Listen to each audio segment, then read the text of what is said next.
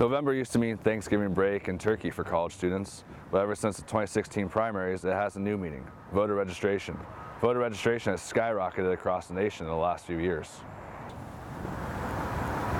I wish I could kind of go on a rant about Nebraskans being more civically engaged than the rest of the country.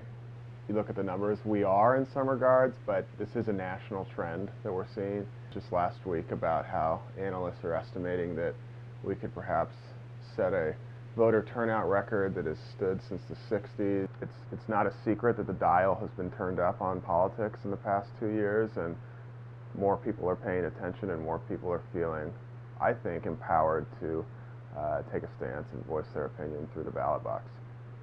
I think younger people should vote because the people that we vote to represent us are who's going to make change in the country that is going to have like a more of an impact on us than older generations. So I think it's really important that we make our voice heard.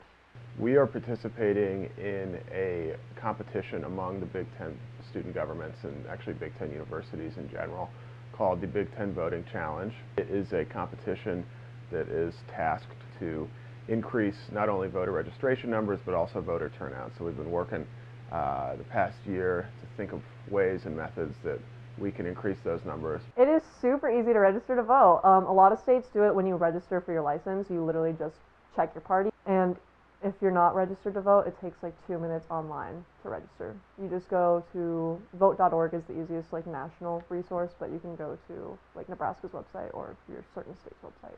I have helped people with this election by made a PowerPoint that was like nonpartisan, and I've been sending that out to people who asked for it. That has all the main candidates on the ballot for Nebraska as a whole. And then I also send out a link to a website, I think it's nebraskavoterguide.org, to people who want to know about smaller candidates that are in their area, so then they can just do the research on their own, and it makes it super easy for them. While being registered and informed is a good thing, it is only part of the process. Actually voting is the next step. Quite frankly, around the world, millions of people don't have the right to vote. They're oppressed by their governments, and they're starved of the ability to voice their opinion.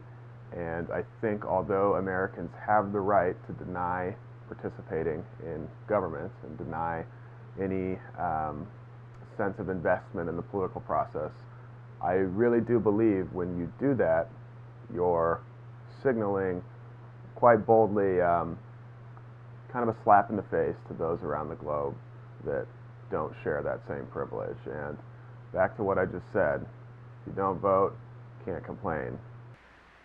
I think it's really important that people do vote, and a lot of people have the excuse that they're not informed, and it's really not hard to be informed. Like, it takes like 20 or 30 minutes tops if you do know have like just like a basic understanding of politics. So just to inform people and make it really easy for them and get more people out to the polls.